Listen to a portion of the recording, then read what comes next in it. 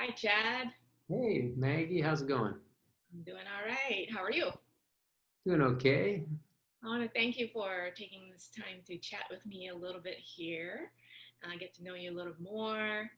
And I was also curious, because I know you've been at the Institute for a while. And how long has that been? Well, I think about 6 years since we moved to the location at Sutter and Pierce. Mhm. Time And flies. I know. And, and I imagine you actually have been teaching Iyengar Yoga longer.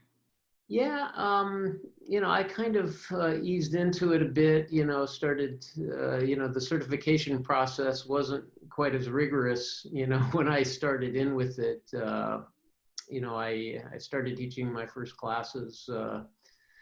I'd been doing Iyengar yoga for about 5 years, so it would have been in the early '90s, somewhere in there.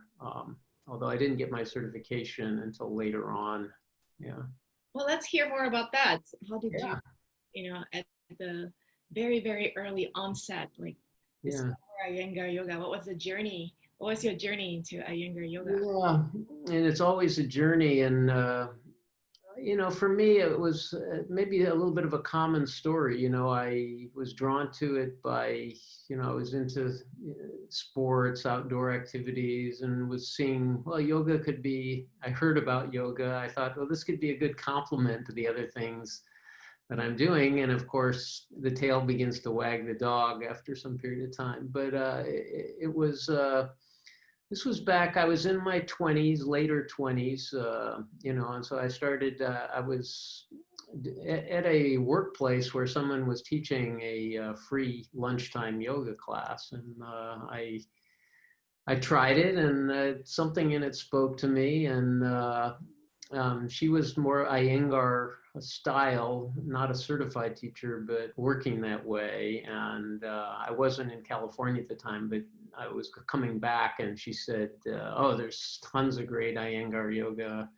in California." And when I got back home to the Bay Area, I found a yoga studio and a teacher and started up with it. And I it took a while for the mental side of it to the true sort of mind body aspects to begin to speak to me, maybe a year or two, and it started to dawn on me the depth of what was there. And I did try some other styles briefly, but somehow I tried Iyengar style first, and it really seemed to be the right thing for me, and I stuck with it. And um, I had been doing yoga, Iyengar yoga, for maybe 4 years, and the teacher I was working with was getting a group together to go to India, and that was a real turning point for me. I think it was around '94 that I did that trip, and that was a real turning point. I took some time off from work, a couple months actually, and left and was in Pune, and summer of '94, monsoon season. But really being able to immerse myself after having done the practice for 4 or 5 years, and then being able to immerse myself. And it was coming back from that I really knew I wanted to, become a teacher, and and to work on that. And I actually enrolled after I got back in the Institute's teacher training program. So 1995 was my first workshop that I did in that program. So that was sort of the early part.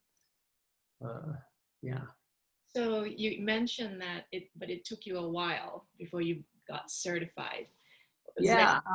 So I probably hold the record for the person who took the longest time to get through the Institute's teacher training program in the day. It took me, I think, 9 years. So I started taking classes in '95. I think I finished the program finally around 2004. Um, got certified, I think, maybe a couple years after that.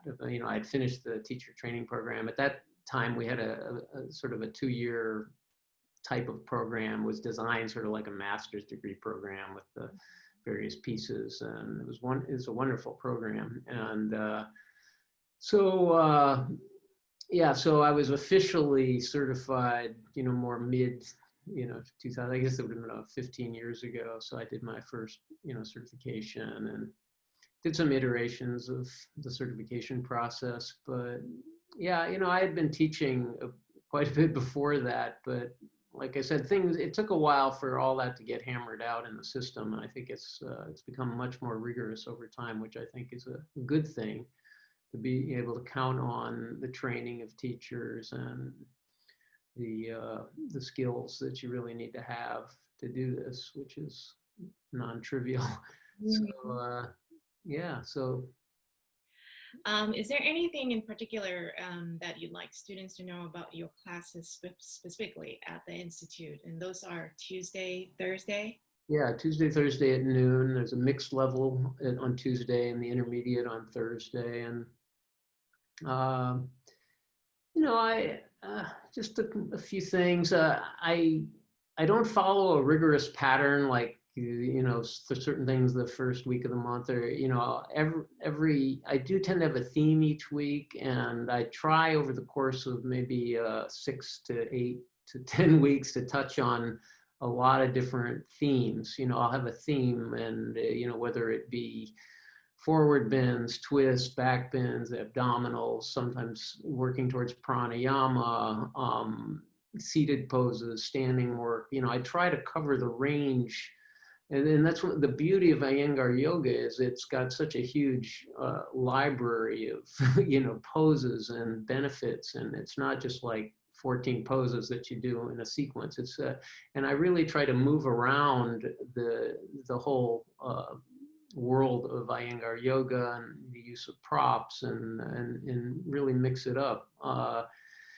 And the other thing is I want to feel like I'm providing something that you can bring in to your day-to-day life, that this is not just you come in, you take a class, you feel better, but these are things, I've had injuries. I like, I've hurt my shoulder. I've done these things. It's like, I want people to understand that this is how I got through this particular thing, or something's up in my life that's making me anxious. This is what I would do. These are poses, or like you mentioned, these times. I mean, what do you do in the COVID-19 era to stay uh, to, together, to feel better, to protect yourself, immune system? There's so many things we have to offer. So to really let people know that this is not just for the 1 hour, but these are things that you can integrate into your life in a very helpful way,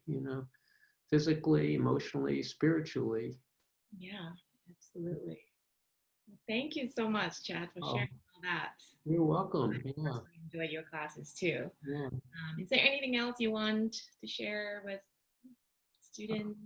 Only that we really invite you to come to the Institute virtually these days. And, we have so many great teachers, and they all have, different way of presenting this thing that I'm trying to describe. And we really love to see you in any of our classes, and certainly love to see you in any of mine. So thanks for having me today, Maggie. Appreciate it. Thank you, Chad. We'll hopefully see you live soon at some point. Thank you. You're welcome. Take Bye. care. Bye.